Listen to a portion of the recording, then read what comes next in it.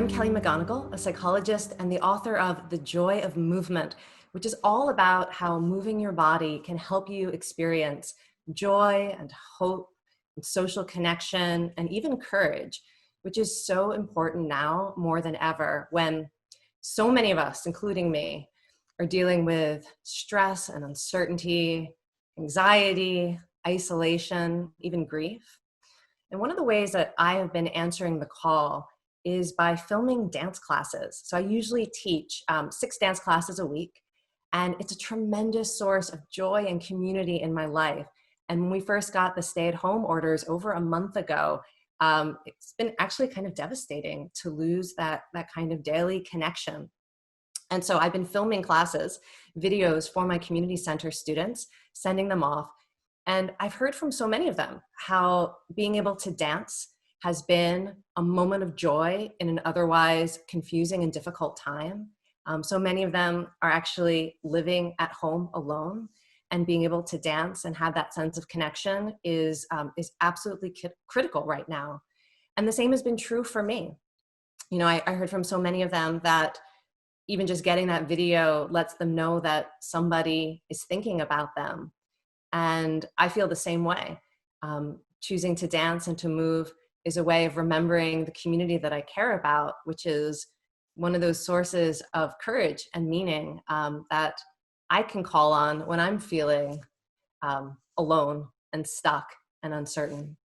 So today, I want to encourage you to do the same thing, because we've got a dance class coming up with the amazing Debbie Allen, and you're going to get a chance to dance in this tremendous community around the world. And so to motivate you to move, I'm going to share with you 5 ways that moving your body can be a source of resilience in difficult times. And the first is called the feel better effect. When you move your body, it immediately gives you more energy and more optimism, in part because as soon as you start moving, you get a burst of adrenaline and dopamine that just makes you feel better. The second is connection. We know that when you move with other people, whether you're walking or running or dancing or lifting weights, that it strengthens bonds. When you move with others, it increases a sense of belonging and trust and acceptance. And this is true when you move with other people, like in an actual space. So if you've got a family member around, maybe pull them in to dance with you.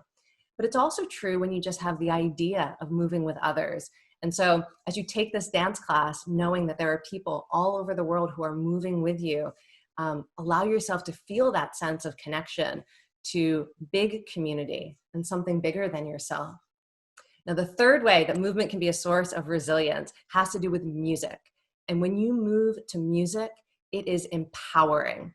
Music activates the motor system of the brain to give you a sense of wanting to move and joy in moving.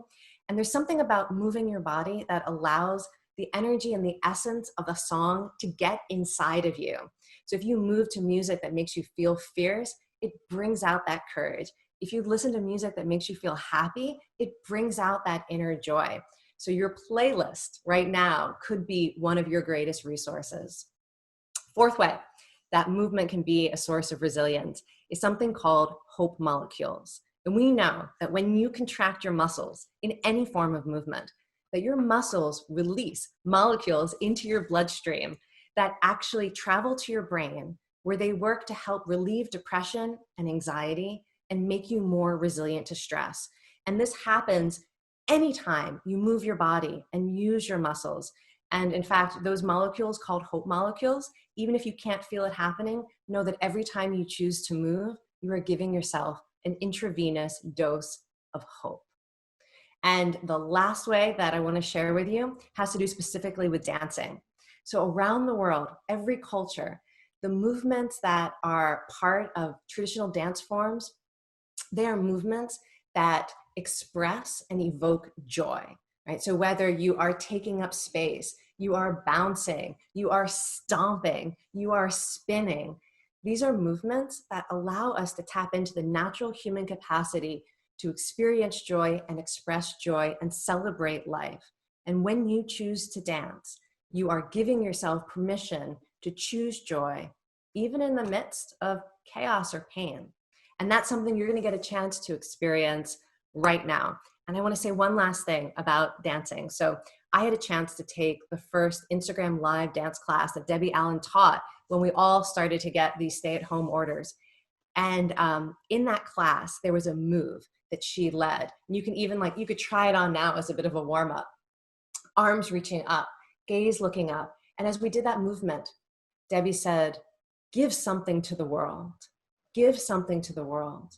And for me, I know, forget about the COVID crisis.